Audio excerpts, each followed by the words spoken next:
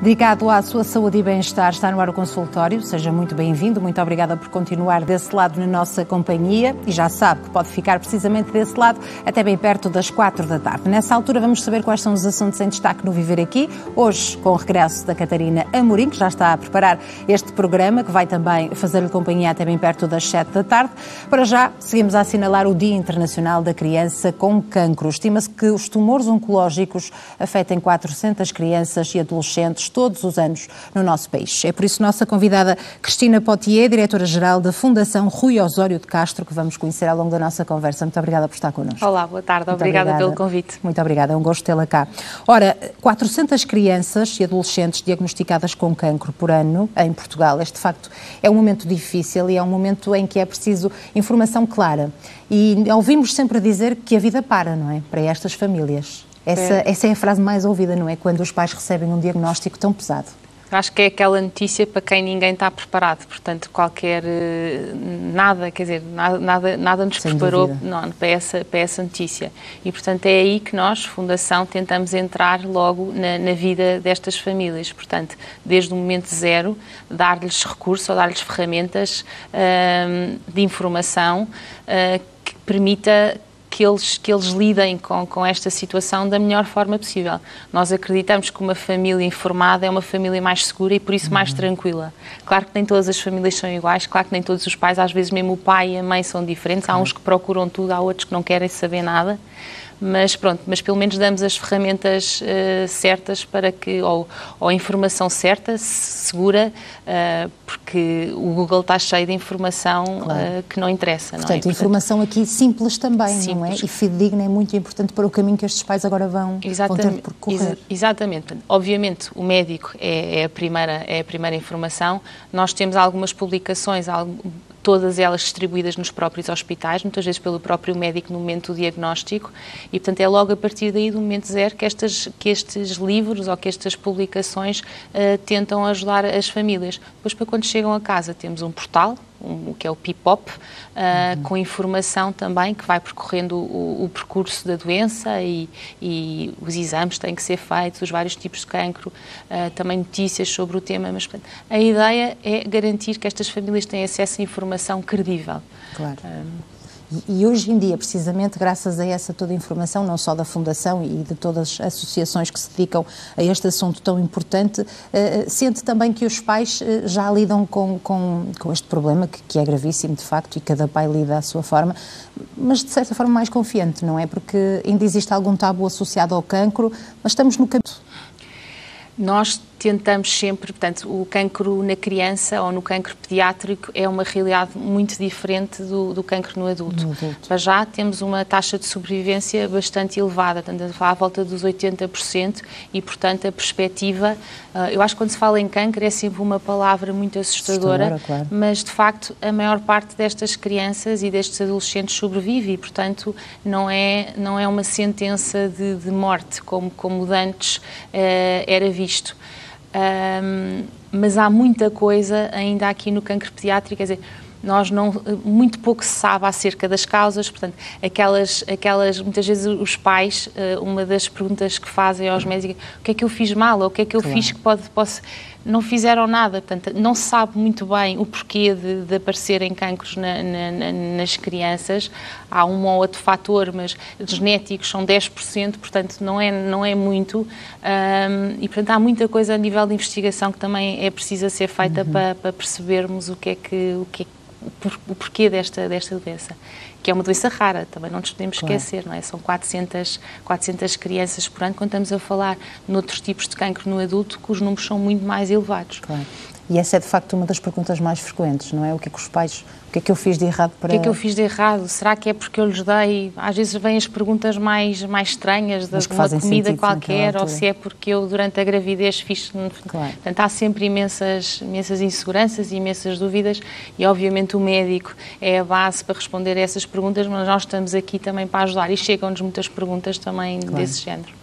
Porque, de facto, as famílias depois têm que têm que estar disponíveis para as crianças, não é? Muitas vezes vão buscar força também onde não sabem onde a têm. E são as crianças que dão essa força muitas vezes aos pais, não é? Respectiva à família, porque neste barco muitas vezes os avós e os tios têm um papel tão importante também. Nós, agora falando no 15 de fevereiro, que nós vemos como um dia para assinalar, quer dizer, não só e para homenagear não só estas crianças, mas todas estas famílias que estão envolvidas nisto, portanto, os próprios sobreviventes. Quando falamos, na Europa há cerca de 500 mil sobreviventes de cancro pediátrico, portanto, com cerca de 2/3 com sequelas ou físicas ou emocionais. Portanto, esta realidade não é uma realidade que afeta só as crianças que estão a passar agora, ou as famílias que estão a passar neste momento, mas depois todo o futuro ou toda a vida restante das crianças, não é? Mas pronto, estava a dizer, a nível de homenagear também os médicos, as organizações sociais, os investigadores que no fundo lutam todos os dias para tentar saber um bocadinho mais do que é que são o cancro pediátrico, no fundo que tentam todos os dias contribuir para uma melhoria da qualidade de vida destes miúdos, não só durante o tratamento, mas no pós. Portanto, os próprios voluntários, nesta altura do Covid houve poucos que puderam entrar nos hospitais, mas esperemos que isso mude e que nos próximos tempos consigam poder ser uma ajuda e que são uma ajuda fundamental para estas famílias e mesmo para os próprios serviços. E qual é a importância, de facto, de se assinalar um dia como este? É chamar a atenção da população também para a importância da investigação, nomeadamente, que é uma das bandeiras principais desta Fundação. A investigação é de facto importante, como eu estava a dizer há bocado, sendo uma doença rara, nós não podemos trabalhar sozinhos, nós temos de trabalhar em conjunto com os outros países, portanto, normalmente a investigação é organizada em grupos de trabalho a nível europeu, normalmente é nesses que nós estamos envolvidos, mas há muita falta de recursos, não só a nível humanos como financeiros, nos nossos hospitais, para poder levar a cabo esta investigação que é necessária. Nos cancros dos adultos, normalmente, ao que estamos a falar de medicamentos novos, a investigação é feita com a proatividade também das próprias farmacêuticas. Neste caso, é feita, ou a investigação na área da pediatria, é feita com a proatividade dos médicos, nem sempre têm tempo, e, portanto, a coisa acaba por demorar um bocado mais tempo. Mas é importante que aconteça, é importante que Portugal esteja envolvido. E está envolvido? Está envolvido, não tanto como nós gostávamos, portanto, nós tentamos apoiar financeiramente sempre que nos pedem esse apoio, portanto, os 3 centros de referência sabem que nós estamos disponíveis para apoiar sempre que necessário. As coisas não acontecem mais exatamente por essa falta de recursos humanos que existe nos próprios hospitais. Existe muito registro que é necessário e muita informação que tem que ser tratada e que nem sempre os nossos hospitais ou os nossos serviços estão preparados. E como é que todos nós, de certa forma, também enquanto sociedade, podemos ajudar a promover o avanço da medicina nesta área? É assim, estes dias são muito bons para assinalar e para relembrar e se todos juntos mostrarmos que queremos que a coisa mude. Acho que quanto mais pessoas, mais força existe. Obviamente há uma série de coisas que têm que acontecer e há alguma coisa, e obviamente o nosso governo também tem que estar muito ciente desta necessidade e de algumas mudanças que são necessárias, nomeadamente, mas já se começa a haver alguns passos a caminhar e que eu acho que são importantes, mas mesmo a nível europeu existe uma estratégia muito grande a nível do cancro que está a ser muito trabalhada e que acredito que Portugal agora também começa a dar aqui uns passos, porque no plano nacional para a oncologia, para o cancro, a pediatria não estava referenciada, portanto, não havendo objetivos concretos, como é que podemos evoluir? Outro tema que tem sido bastante falado nos últimos tempos, e eu acredito que até já falei com vocês já várias vezes, é a questão do registro. O registro da oncologia pediátrica em Portugal não está atualizado já há alguns anos e é exigido a nível legal, portanto, não há razão para que isto aconteça. Portanto, precisamos, também não estava atualizado por falta de recursos humanos, mas que, entretanto, também penso que também já foram dados uns passos para que isso se resolva. Portanto, como é que nós conseguimos avaliar a qualidade do nosso serviço ou como é que conseguimos definir objetivos se não temos os números reais? Portanto, isto Portanto, há aqui muita coisa que é precisa ser trabalhada, mas começa a haver algum espaço e claro. Isso é importante. E qual é o perfil do nosso país, de Portugal, quando comparado com outros países da União Europeia? A nível europeu, nós estamos eu, por exemplo, estava-lhe a falar agora da questão das estatísticas, que eu de facto não tenho, as nossas, e portanto eu hoje em dia, quando quero perceber alguma realidade, vou aos de Inglaterra, portanto, porque o que me dizem, e portanto eu confio na informação dos profissionais, claro. É que nós estamos nos mesmos números, nos mesmos níveis, e portanto é mais ou menos isso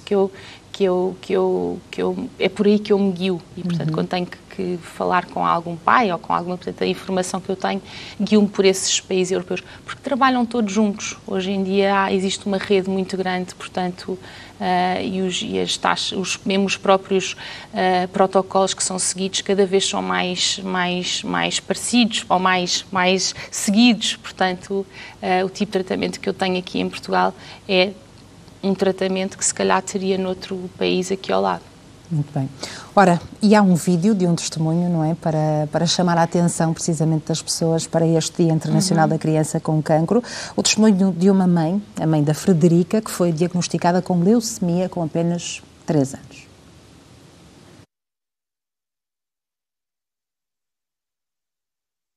Ficámos internados. Eu peguei num caderno e fiz aquilo que faço sempre, caderno e caneta, e comecei a escrever. A vida dos pais para, mas tudo o resto à nossa volta continua.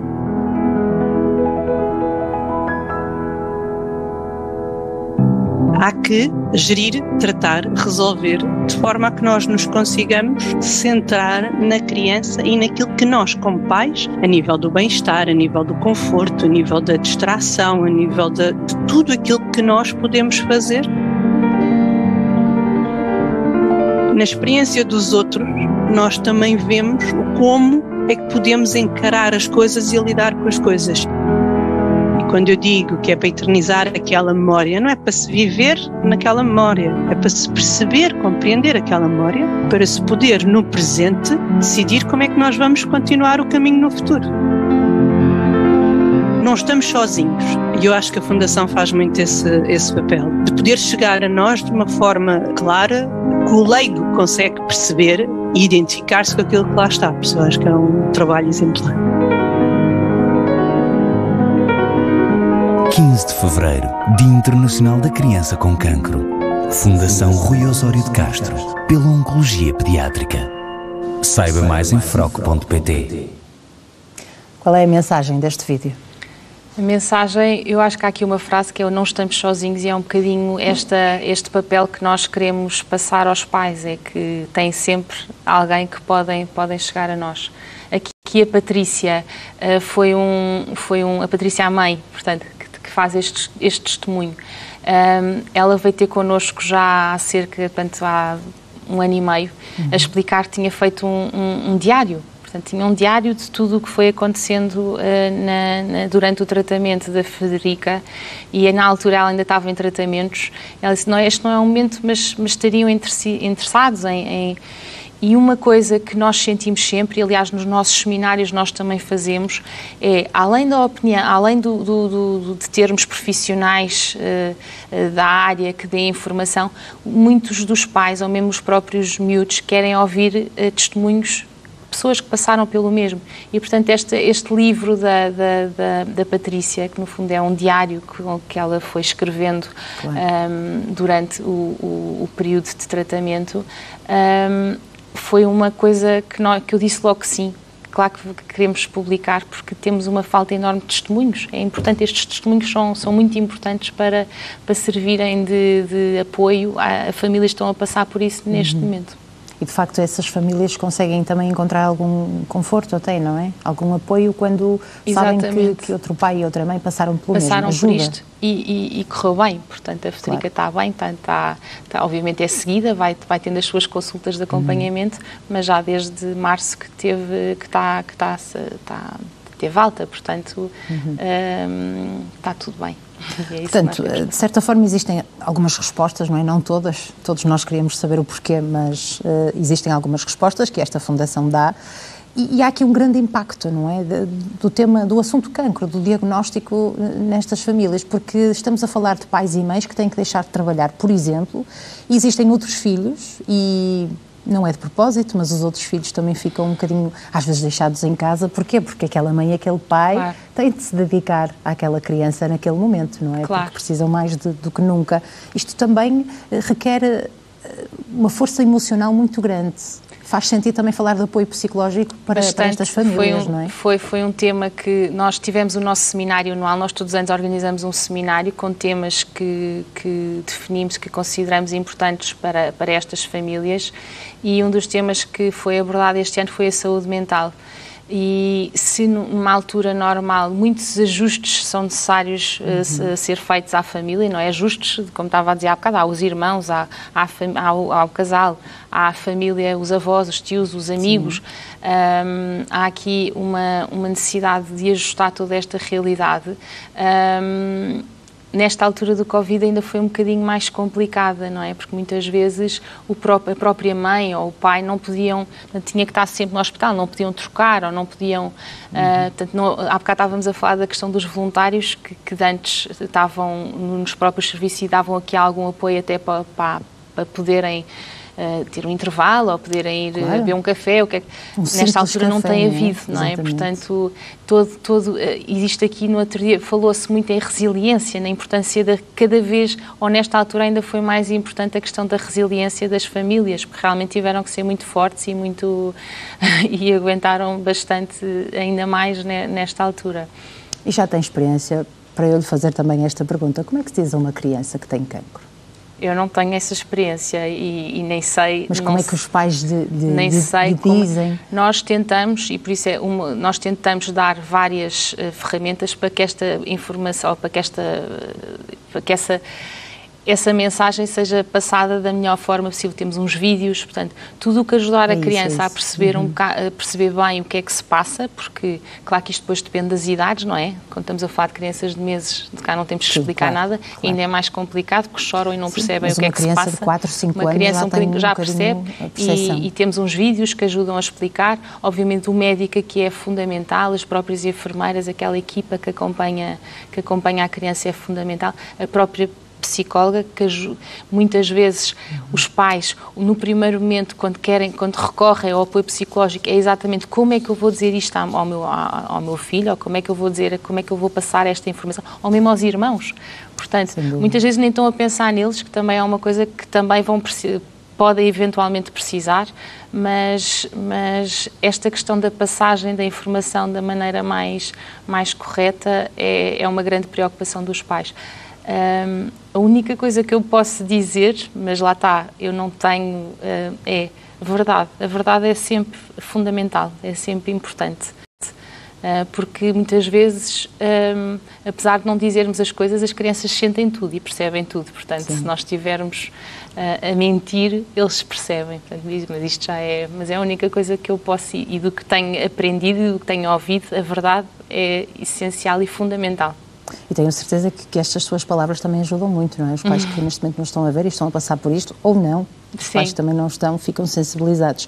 E há aqui algo que a Patrícia diz também neste vídeo, a mãe da Frederica, que é esta informação simples, porque de facto não ajuda também a complicar, não é? Estamos a falar de uma doença, que não sabemos então as causas, é desconhecida, já surgem tantas dúvidas na cabeça destes pais que dar informação com, se calhar às vezes pormenores, também não vai ajudar, não é? Nós tentamos dar a que a informação seja ajustada a quem nos está a ouvir. Portanto, até temos algumas coisas escritas para as próprias crianças. Mas eu digo para as próprias crianças, mas depois os pais, ainda por cima nestas alturas que estão tão cansados, às vezes quanto mais simples for a informação. Portanto, há uns vídeos que nós fizemos, depois acabámos por deixar de fazer porque encontramos uns ótimos feitos por uma organização americana e achámos que não valia a pena estarmos a... Mas estes vídeos que são direcionados para as crianças, a mim ajudaram-me a perceber muita coisa. Portanto, às vezes, com um desenho, com uma linguagem muito, muito simples, é como se consegue passar melhor a informação. E para este ano, 2022, o que é que está reservado? Mais seminários? Portanto, o seminário deste ano já aconteceu. Temos várias publicações em calha, umas direcionadas para os adolescentes, outras direcionadas para a parte da alimentação, que é um tema que também preocupa sempre muito os pais. Surgem também muitas dúvidas, não é? Surgem imensas dúvidas, há imensos mitos portanto, achámos que era importante termos aqui um recurso sobre esse tema. Temos vários webinars que vamos lançando, pedimos às pessoas para irem ver nas nossas redes sociais ou no nosso site, esses com mais regularidade. Estes webinars são temáticos, são só sobre um tema específico, não é como um seminário que é um dia inteiro a falarmos de vários temas, não. Aqui é 1 hora, temos um profissional, temos um testemunho e temos um tempo para perguntas e respostas. Portanto, foi a nossa adaptação ao Covid, a ideia era ser presencial, mas acabámos por fazer neste formato e que realmente resulta porque as pessoas do país inteiro podem assistir. E, portanto, tem sido... Portanto, webinars, vamos ter muitas publicações, espero que consigamos também apoiar na área da investigação, consigamos apoiar mais alguns protocolos. Ainda hoje tinha um e-mail de uma médica a pedir, portanto é assim que nós vamos andando para a frente. E como é que todos nós também, cada um de nós pode ajudar esta fundação, não é? A apoiar ainda mais a investigação. Nem que seja com 1 euro. Eu nesta altura vou até aquela forma que não custa mesmo nada, que é através do IRS e da consignação do IRS. Portanto, é identificarem o NIF da fundação. Esta é a maneira mais simples, mais barata de conseguirem apoiar. Depois, obviamente, existem outras formas. Nós temos uma mascote que vendemos, que é o nosso Chico Coração, e que representa aqui um bocado os nossos valores, também podem comprar. E depois é o donativo, propriamente dito, através de MBWay, transferência, todas as formas conseguem apoiar. De certa forma, os portugueses são sensíveis, não é? São bastante sensíveis. E também bastante generosos. Bastante generosos. Nesta altura, obviamente, neste período de Covid, houve aqui um direcionamento um bocadinho mais para as áreas mais de alimentação, mesmo a parte financeira, e para os próprios hospitais, para garantir que os hospitais tinham capacidade para gerir esta enchente que foi, não é? E que nós próprios também apoiámos, também tentámos ajudar nessa área, mas acredito que esta é uma causa que preocupa a todos e que toca a todos. É uma causa, de facto. Um grande beijinho para todos os pais que, de facto, neste momento estão a passar por um momento como este e também para as crianças, não é? Precisam de muita força. Muito obrigada. Foi um gosto conhecê-la e um gosto também conhecer o trabalho desta fundação. Bom trabalho. Adeus e obrigada. Ora, seguimos em frente e seguimos a falar de fisioterapia respiratória e da importância da reabilitação em doentes recuperados da Covid-19. Sabe-se que alguns doentes que testaram positivo podem manifestar sintomas respiratórios e motores persistentes, como, por exemplo, o cansaço, a fraqueza muscular, também alterações da função pulmonar e que não se devem, de facto, ser desvalorizados. Vamos saber em que consiste a fisioterapia respiratória e em que casos é que é indicada. É isso que precisamente vamos saber na próxima meia hora depois do intervalo. E se identifica com alguns destes sintomas, se testou positivo à Covid-19 e de facto tem alguns destes sintomas, esta conversa vai mesmo valer a pena. Fique desse lado, vamos fazer um curtíssimo intervalo e já regressamos. Até já.